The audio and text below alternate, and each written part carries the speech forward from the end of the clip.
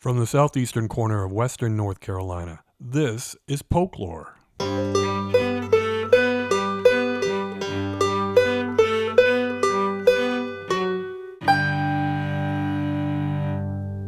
I'm your host, James Hernishin.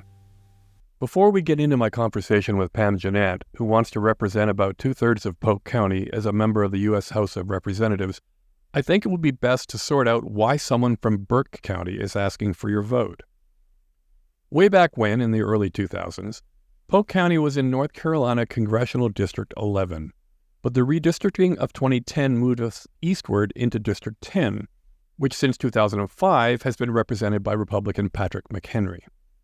Then, in 2020, we were moved back into District 11 as part of a rather, shall we say, creative redrawing of the district boundaries by the North Carolina State Legislature. The North Carolina Supreme Court threw out those districts as an unconstitutional gerrymander and had the districts redrawn by an independent specialist to more accurately reflect how the state's voters actually vote. But then the elections of 2022 changed the Supreme Court from a majority Democrat to a majority Republican panel, and the court decided to revisit the issue. It handed back authority to redraw the districts to the state legislature, which came up with yet another set of districts, and this one split Polk County in two. So, Saluda and Coopers Gap will now be in District 11. The current member of Congress for that district is Republican Chuck Edwards, who is facing a challenge from Democrat Caleb Rudow. Tryon, Columbus, and Green Creek are in the new version of District 14, which just happens to be the home of State Representative Tim Moore, who, as Speaker of the North Carolina House, had a fair bit of influence on the shape of the new districts. District 14 is now represented by Democrat Jeff Jackson, but the district is no longer so Democrat-friendly under the new boundaries, and Jackson is running for Attorney General instead. Patrick McHenry, meanwhile, has decided not to run again, all of which leaves room for Moore to run for the seat, if he wants it. And he does. Pam Genant would rather not leave it to Moore, and if you live in the District 14 portions of Polk County, she would very much like you to consider casting a vote for her. If you live in the District 11 parts of the county, please scroll back one episode to listen to my interview with Caleb Rudow if you haven't already. If you live in the White Oak area, which straddles a district divide, check with the Polk County Board of Elections to figure out which district you live in. Whatever your district, my talk with Ms. Genant, which covers housing, healthcare, and a whole bunch of other issues that everyone can relate to, will be useful for anyone not already absolutely committed to someone. She insisted upon showing up at the Saluda Library for our scheduled interview on September 26th, despite the impending tropical storm. I think she got out just in time. Pam Genant, welcome to Folklore. Thank you. It's so good to be here.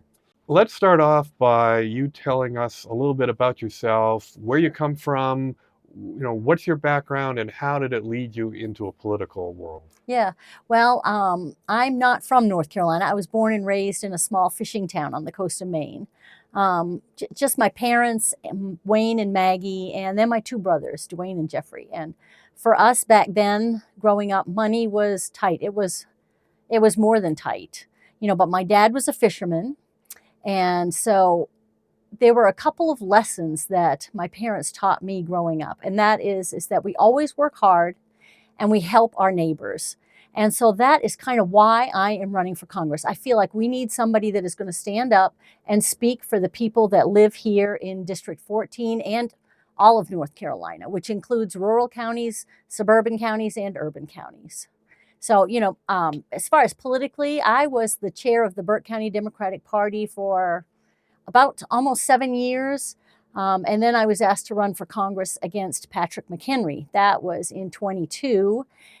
And so I ran against him in 22, and then coming up to 24, they asked me to run again. And by this time, with the redistricting, Speaker Moore has redistricted his own district. And so now Burke County is in District 14. So it's some of the same counties from 22 and 24, but some new counties as well. So. Yeah, well, Polk County has been sort of tossed around a little bit over the years. Yeah. Sometimes suggested that we might get split, but then we weren't. But this time we are, whereas Rutherford's all back into one. Right. And yeah, in 22, half of Rutherford was in the district I was running for, District 10. And now all of Rutherford is in District 14. Yeah, it's back together, but in a different district. And we can talk a little bit about which parts of Polk County you are running to represent. Yeah, and Columbus is in District 14, which is what I'm running in, and Tryon is in District 14 and kind of the eastern part of the county. And then the western part, which includes Saluda, is with District 11, which is all of western North Carolina. And the northern portion, I Yeah. believe, like Sunnyview. Yeah. And that's with District 11, which is kind of McDowell County and western North Carolina. So why are you running? Like, what is it that compels you to enter a race, which is frankly not going to be easy? You are not running against, a rookie Republican. And he has created this district for himself. The General Assembly, decides the district lines. And so he's created this for himself. But I feel like everybody should be challenged in every seat. We have to run and challenge every race if we're going to make strides toward a better future, what I perceive as a better future for all of us, for the working folks of all these counties, and somebody who's actually going to listen to them and not the big businesses and the corporations. So yeah, it's definitely an uphill battle, but it's an uphill battle that I think is worth running.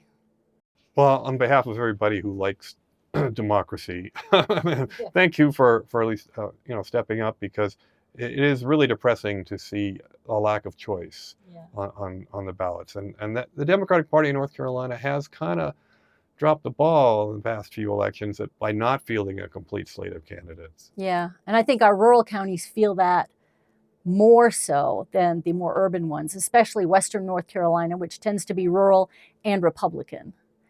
So when they're focusing their time on more urban areas where Democrats are more densely packed, it does feel, I've heard that. I heard that in 22, and I'm hearing it again this year. So what are the priorities that you have identified among folks, not just in Polk County, but in western North Carolina in general? Because again, as you say, we're a relatively rural part of the world. If you get outside of Asheville, I think people don't think of themselves as city folks around here.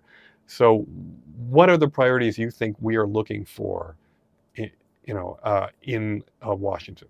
Yeah, and I think that even though most of the district that I'm fighting to represent is rural, we do have like Gastonia, a little bit of suburban, and then we have a little tiny piece of Mecklenburg, which is more urban-esque in there. But what happens in our rural counties in western North Carolina impacts those. What I'm hearing here from talking to folks, I go out knocking on doors every week. So I have been knocking on doors in my part of Polk County probably 4 or 5 times already this year. And people are concerned about health care because especially when you're thinking about specialists, it means a drive for people in Polk County and the more rural areas. They either have to go to Charlotte or up to Asheville to see a specialist. And when you're going to Charlotte, you have to commute. So first of all, it's only people that have access to transportation that can get there, but it really impacts your urban areas because, the streets, the roads are taking on additional traffic, which we've all seen in Asheville and in Charlotte. And then your hospitals and the specialists trying to get appointments when so many people are trying to hit a couple of urban healthcare areas. We really have kind of healthcare deserts in a lot of places in our rural counties. So that's one big issue. Now, some of the older folks here in rural areas are concerned about Social Security and Medicare, and the thought that Project 2025 and Trump and Mark Robinson and Tim Moore, could look at restricting access and eliminating Social Security. That kind of scares a lot of people. And then another thing that is impacting rural and urban areas would be the housing crisis. People that are in your more urban areas, you've got people that have lived there 50, 60 years, and now all of a sudden their taxes have skyrocketed and they don't know where they're going. And then when you look at coming out of Charlotte, you're looking at Cleveland, Rutherford, and Polk counties right there along the highway. And you're seeing a lot of generational land, the investors coming in, buying up this generational land, building more housing, charging out enormous rates for rentals, but as well as kind of restricting your first-time home buyers. They just can't afford what these companies want to sell for. So you're seeing a lot of that, which, when you build up housing, that means more traffic on your roads, more kids in your schools, more people at the grocery stores. So you need more infrastructure overall to support that traffic. Now, this is not really the housing crunch that not just the United States, but I mean, the whole Western world is dealing with this right now. It seems like an almost intractable problem. And it's not really a partisan issue in a sense that, for instance, California, which has been run by Democrats for forever, is just as much problematic out there as it is anywhere else. Absolutely. And you could argue that liberal progressives have been largely responsible for this. We're all in favor of affordable housing, just not in my backyard or not across the street from me.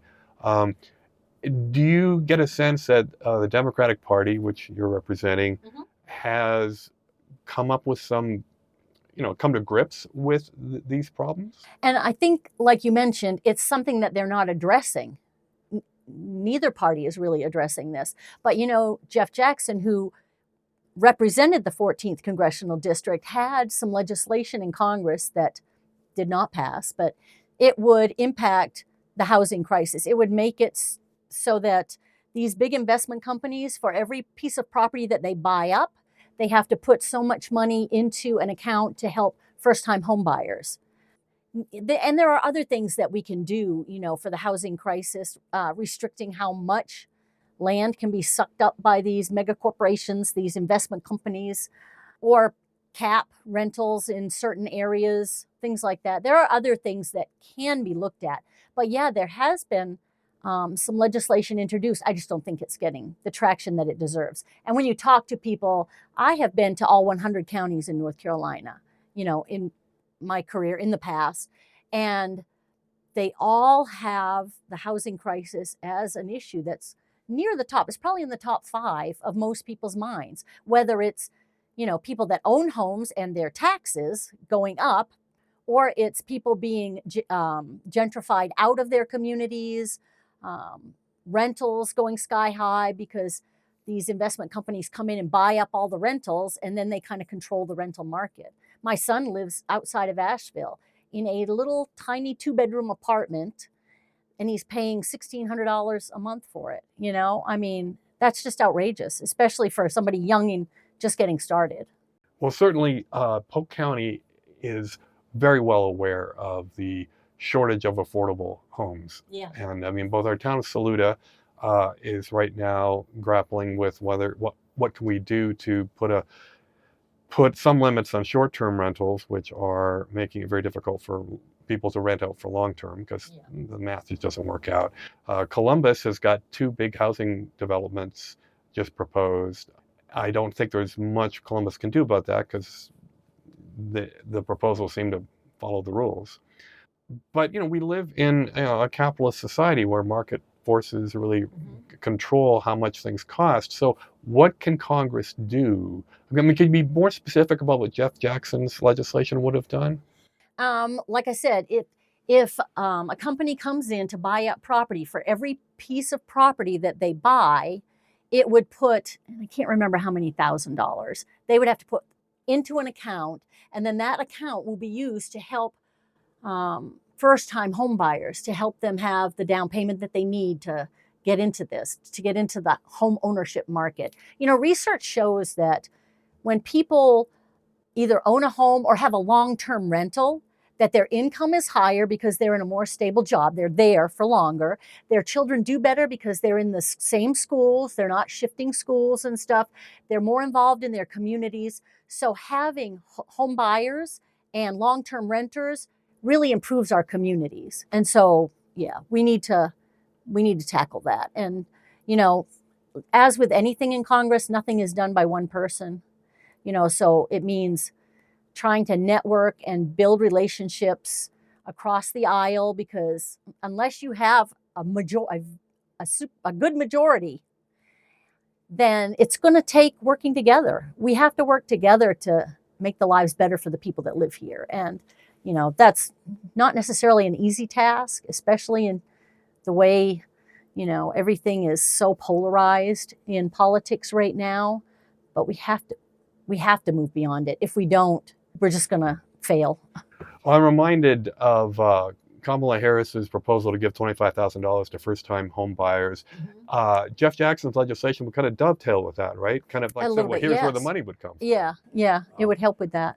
But the president, if Kamala Harris does win, she can't do anything if Congress isn't there to support her, right? And do you, and this is, I don't want to make this a too softball question, but do you feel any different vibe out there about the chances for the Democrats to take back the House and keep the Senate? Because if they don't, really the president becomes kind of moot. Yeah, and I agree with you there, because there's only so much you can do, by executive order. But I think just the general mood is very energized and excited. And I have seen, because I go to all the counties in my district, so I can only really speak to that personally. More volunteers are coming in to get out, to knock on doors. More people are stepping outside their comfort zone to get out there and knock on doors and talk to their neighbors and make phone calls to their friends and neighbors. So it feels more energetic than it did 4 years ago. What about we'll just a few months ago, like when you first you went into the primary to get this nomination? What was the feeling then compared to what it is now? Because back then, Democrats were very worried about Joe Biden. Trump was Trump, and so the country was in a mood back in March. What's different? I think there are kind of two groups of people that I interact with. One is more of your party loyal. They're in there volunteering. They're at their party headquarters, those people. And then you have the Democrats that maybe are not necessarily as heavily involved with the party, but they vote. They watch the news. They're informed. I think the party people tend to be, he's our president. He's who we're going to support. We're going for it. And then when Kamala is like, yep, she's who it is now. We're going for that. It's great energy. The people that tend to be outside the party, I think they were the ones more concerned about Joe Biden and his ability to lead 4 more years. It's like, yeah, he's doing great right now, but what will that look like long term? And they're very excited about Kamala Harris. So there is definitely a different vibe, but I think Democrats in the end come together and, will support their candidate. Whether it was Joe Biden. In the primary, I was focusing on my race. So, I really didn't give him as much thought. It was like I was focusing on my primary race and doing what I need to do to get out there and get everybody possible out to vote. And that's kind of what I'm doing now, although you can feel that kind of energy from Kamala Harris, coming in. But my strategy hasn't changed. It's to get out there and talk to as many people as I possibly can, which means going all over the district, and it means knocking on doors in places. I've been to, a lot of doors where people have not had their door knocked in 7, 8 years. And, they're shocked to see somebody. But that's what we have to do. We have to get people excited about voting. Well, this is something that fascinates me because Polk County has been very Republican since about 2010, to the point where it's tough for the Democrats to field candidates. It's tough to generate enthusiasm to get canvassers out there because we're going to lose, is what their attitude is. And meanwhile, the Republicans also don't bother to canvass or to campaign in any real way because they're going to win. So, why waste all that energy? I'm just curious as to whether that might be over, because I know that the Democrats are canvassing. I don't see a lot of Republican efforts, but. And in a lot of our rural red counties, when you exclude like Mecklenburg being more Democratic, I think Republicans feel like they don't have to, but I will tell you that every vote in a rural county counts the same as an urban county when it comes to our statewide races. You know, when you're talking about Josh Stein and, you know, the whole Council of State. And I mean, every vote here counts just as much. So I can tell you in Polk County, you have 56 canvassers out there knocking on doors. I was at a, they called it candidating. You know, the candidates came, they go from table to table, talk to, I don't know, there was like 140 maybe people there that showed up. Plus, we were at a park, so all the people walking by, you know. And that's what they said. They have 56 currently out there knocking on doors. They go in teams of 2, so they don't go alone. And I know 2 people that I talked to then they signed up that day, to go to the next training and to start knocking on doors. So Democrats are out there, and they're excited about this election, and they're out there doing what they need to do because they know that even though Polk County is a red county, that their votes count, that their vote is needed statewide. So that, you know, and the whole candidate recruitment is a whole other topic. Yeah. Well, what about the the 2 strategies, focusing on party and focusing on individual? Because I mean, I don't think it's saying anything too remarkable to say that the Republicans have got a little bit of a problem on their hands in North Carolina right now, thanks to Mark Robinson, who we're recording this a day after his entire political staff, basically, as lieutenant governor, resigned, a couple of days after his campaign staff mostly disappeared. Do you think that's having an effect? Are people more likely to split their votes between, maybe national races and local races? They can. And in some of our red counties, especially with Roy Cooper, they split their vote. You know, presidential and gubernatorial candidates, they split their vote. So that is totally possible. Very much so. They can, yeah. So how does that affect you, for instance? I am just doing what I need to do. You know, you talked about 2 strategies. There is the party strategy, which is the get out the vote strategy, you know, which makes sure that they're talking to Democrats and Democrat leaning unaffiliateds, make sure they know when early voting starts, make sure they have all the information they need, make sure they have a ride, they know about curbside voting, they know, you know, that you can take somebody with you to vote if you need help at the polls, those kind of issues. And then the candidates are out there talking to the more middle, persuadable voters to get them on board, you know, with what we're doing to help the people of Polk County and North Carolina and the district, and to make sure that they have what they need to vote as well. So those 2 strategies, when they come together well, it works wonderfully. So if you have a county like Polk that they're getting out there and knocking on doors, it allows candidates to come in and talk to the other people, the persuadable people. You know, I mean, and it's great. Sometimes rural counties don't get the help that they need to make all of that happen. But from what I've seen here in Polk County, you all are doing an awesome job of it. I know, you know, I've met the chair of the party and the officers of the party and the women's organization, and they're doing. The women of Polk County Democrats are quite a force, aren't they? Yeah. I'm the secretary for the Democratic Women of North Carolina. I function in that capacity, plus I'm the regional director. So I'm down here in Polk County in that capacity as well. I come to the women's club meetings and things. They are a well-organized group of women. Yeah. I'm just curious of whether people are, when you talk to them, the persuadables, because there's probably no point to talking to the hardcore on either side, right? Yeah. Are they more open to the idea of saying, well, you know, I'm not so keen on this candidate, but I might consider this candidate from this other party? I mean, because it has been pretty much party tickets the whole way for the last few elections. Are they more discerning among the different races? I think they are. And I think with Trump's rallies and things being publicized and them hearing what he has to say, and then of course Mark Robinson, it's kind of almost pushing them away. You know, I've talked to some that are like, yeah, I'm just going to vote for Democrats. I feel a little bit safer there than, losing our democracy and voting for Republicans. So there are some of those that are extreme, but then there are some that I don't think they've considered all of the down ballots, especially the Council of State. They know who's running for governor, maybe lieutenant governor. They know Jeff Jackson, attorney general.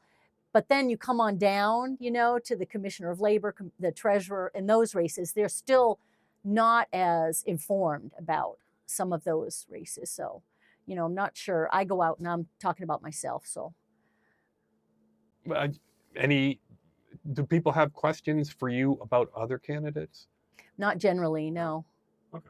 No, they're usually they know about Trump and Robinson and Kamala Harris and Josh Stein. And so they will ask me, maybe a couple of questions about that, but they already know just because of the news. They already know where they stand on those.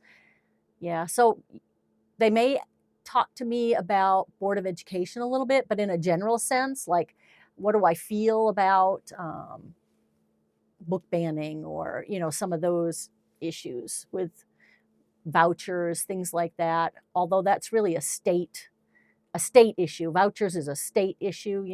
Sometimes they will ask me about that because they've heard about vouchers in the news and everything. So, and of course, Tim Moore, wanting to give more and more money toward the private school vouchers. Yeah.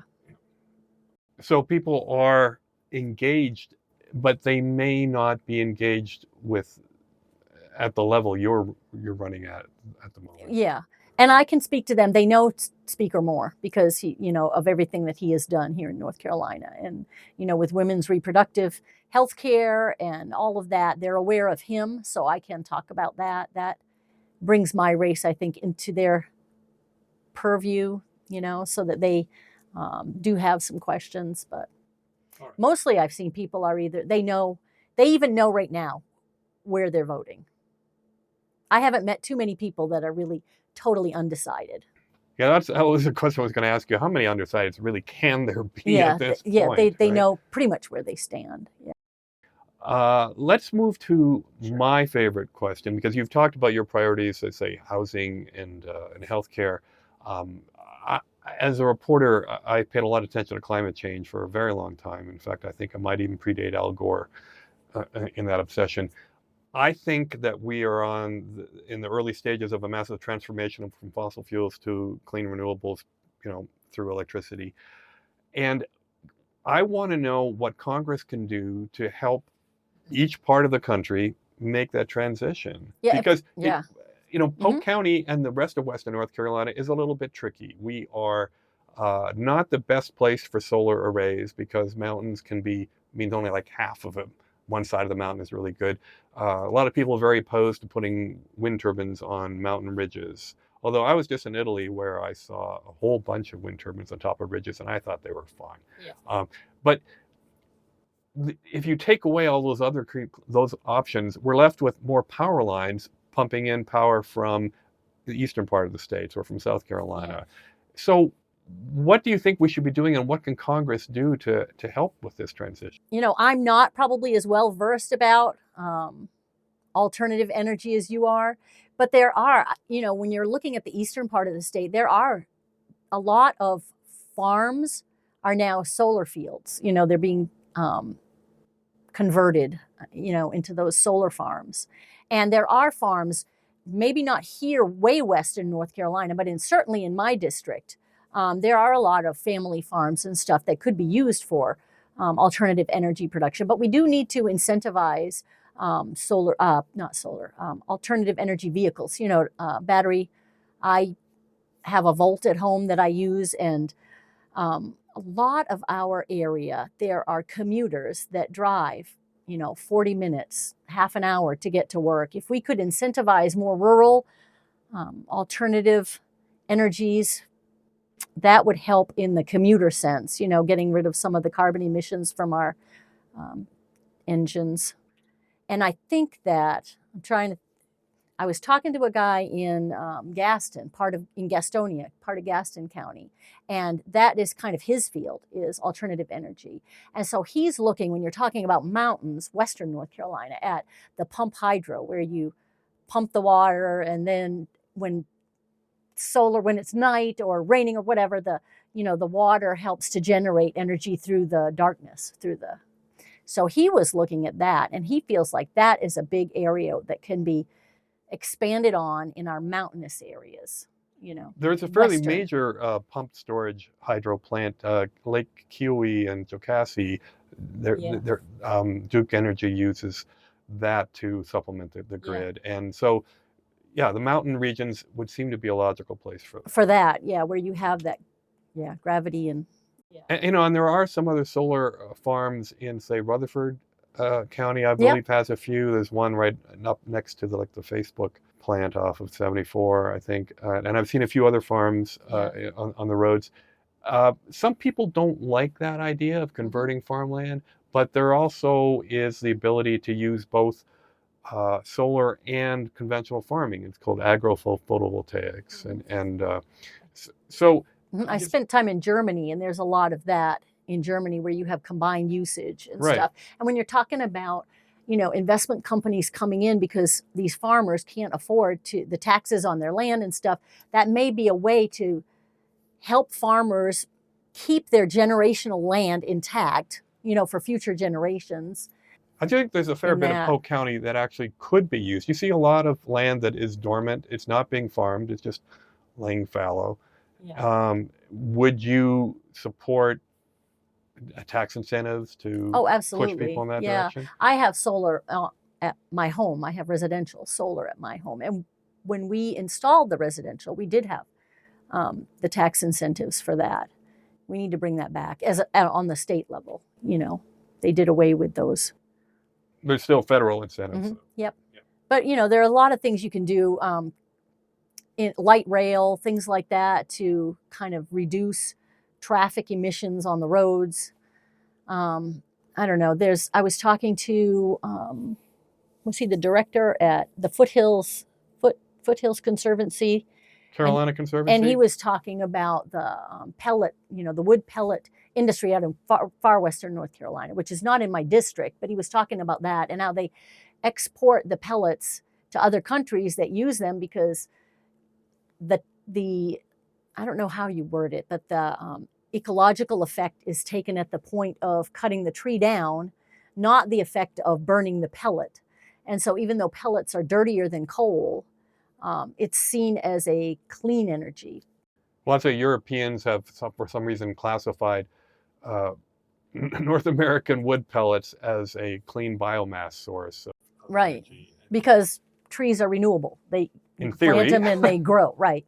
And then and so the wood pellet industry is another issue that I'm not fully versed in it, but I know that is something that we do have to look at to make sure that what we do environmentally is really benefiting the environment, not just on paper, not just in name only, but is truly benefiting the environment. If people here, well, you live here.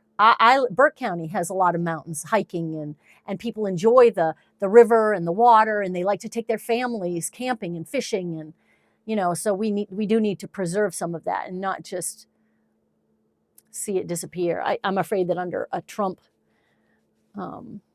under a Trump regime, I guess I want to say, that you can see some of that disappearing. He had talked about that before, turning public lands for private use, things like that, and nobody wants to see that when you think about where you live. No, and certainly preserving the ecological majesty of our county, that's something that everyone's going to agree on here, right? Even if they are Republican minded when it comes to the poll. And I think they see the buildup of housing as impacting that. There has to be a balance, which comes at your local level, really, not a federal level, but the balance between housing, workforce housing, affordable housing, and maintaining the wild spaces and the environmental issues that y'all enjoy here. There's got to be that balance. Well, balance is always a wise approach. Is there anything else you want to discuss? Because I think we've covered most of what I wanted to get into. Yeah, I think the issues here are that I have heard from the folks that live here are like I said, the housing crisis, which is not being addressed, and for the older folks, the Social Security and Medicare, which they're afraid that under Project 2025, it's going to disappear. And I guess what I didn't touch on, or maybe I did, there are folks in retirement communities here that feel that impact from the housing crisis as well. They feel that the companies that manage the retirement communities are nickel and diming them to death. That's what one man said. He said, they're just nickel and diming me to death. You know, he's in this retirement community, and then there's all these additional fees and everything. So Polk County has a lot to offer, and it's a wonderful place. And I have, you know, my work with the women's organization, I've been down here a lot before, and now I'm down here even more running for Congress here, and I've gotten to know a lot of the folks down here inside the party and out there knocking on doors. And yeah, it's a pleasure to be here. All right. Well, it's been a pleasure having you on the podcast. Thank you. Thanks so much for finding the time, and good luck. Yeah, thank you so much. In case you're wondering, I did invite Tim Moore to sit for an interview, but his office didn't respond. Early voting is open now at the Board of Elections office on Ward Street in Columbus. You have until November 2nd, that's a Saturday, at 3 p.m. to cast an early ballot, or you can vote with everybody else on November 5th. There's been a bunch of changes to the way votes are processed for those of us affected by Tropical Storm Helene. Check out the notes for this episode on your podcasting app for links. And for White Oak folks, there's a link that will help you figure out which congressional district you'll be voting in. I hope to have a couple more interviews posted before Election Day, as there are a few candidates I really want to talk with but haven't managed to figure out how. Here's hoping. And thanks for listening.